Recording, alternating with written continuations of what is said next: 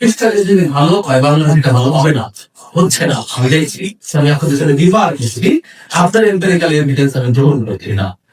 দেখুন, আমরা তত্ত্বাবধায়ক সরকারের মধ্যে একটা ব্যবস্থা এক্সক্লুসিভলি বাংলাদেশের জন্য তৈরি করে দিলাম, এটা তো ছিল না, কারণ আমাদের দেশের বাস্তবতা ভিন্ন। সেই বাস্তবতা আমরা তত্ত্বাবধায়ক সরকারের মতো একটা দিয়ে আমাদের কনস্টিটিউশন ইনকর্পোরেট করেছিলাম। সো আমি ব্যক্তিগত ভাবে মনে করি এই সরকার অনেক প্রোগ্রাম এসছে, কেন লম্বা সূচক থাকা উচিত না, ওদের অর্থনীতি ভালো না, আমাদের আইন শৃঙ্খলা ব্যবস্থা ভালো না, আমাদের এখানে এক্সট্রিম রাইটিস্ট পার্লামেন্টের মধ্যে উত্থান দেখা যাচ্ছে, যেটা শুধু কিন্তু না, গ্লোবাল পার্সপেক্টিভ একটা একটা ঝুঁকি ইনফ্লুয়েন্স আছে। রাজনীতি করতে হবে ঠিক আছে, কিন্তু তাদের অনেকগুলো কাজ আছে যেগুলো আসলে একদম অবক্ষেপ, সেটা হওয়া উচিত না।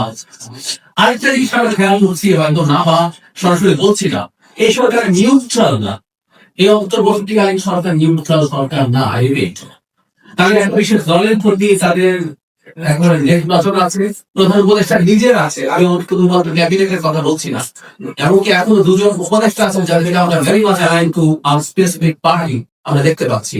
শুধু সেটাই না, প্রধান উপদেষ্টার এমন মন্তব্য আছে যেটা বিএনপির প্রতি খুবই নেগেটিভ অ্যাটিটিউড আছে, সেটা প্রকাশ করে। এরপরে সরকার যেটা নিরপেক্ষ না, যা নিরপেক্ষ থাকা কথা ছিল, সেই সরকারটা আসলে কেন আর লম্বা সময় থাকবে? আর একটা কথা বলে শেষ করি, কেউ কেউ বলেন যে সেই অবস্থায় কিভাবে নির্বাচিত হবে, আরো সময় চাই। আমার কাছে মনে হয় দিনের দিনে যেভাবে ডেটারিয়েট করছে সিচুয়েশন, আপনি সামনে অবস্থা আরো খারাপ হবে। যে সরকার 11 মাসে বা 12 মাসে পারে নাই, সেই সরকার আগামী আরো ওনার যে সর্বোচ্চ সীমা যে জুন মাসের মধ্যে হয়ে যাবে, আমি সেটা আসলে মনে করি না। বরং আমরা ফেব্রুয়ারি বা আমরা আবার ডিসেম্বরের নির্বাচনের জন্য দাবি জানাবো কিনা সেটা ভাবা উচিত। তার সিচুয়েশন ক্রমেই আরো খারাপের দিকে যাচ্ছে। আর ওনারা যেভাবে করতে চাইছেন সেটা তারা পেরে উঠবেন বলে আমি বিশ্বাস করি না। শেষ করছি এটা বলে, ফেব্রুয়ারি একটা আলোচনা হয়েছে, এরপর নির্বাচন যাওয়া উচিত হবে না। এই দেশটাকে অত্যন্ত খারাপ ভাবে তারা চালিয়েছে। সেটা দেশের অনেক ক্ষতি করে গেছে, প্রচুর অজুহাত দেওয়া হয়। একবার কোনো সমস্যা হলে বলে প্রকৃত স্বৈরাচার, প্রকৃত ফ্যাসিস্টরা ফিরে এসে নাকি শর্ত তৈরি করার চেষ্টা করছে।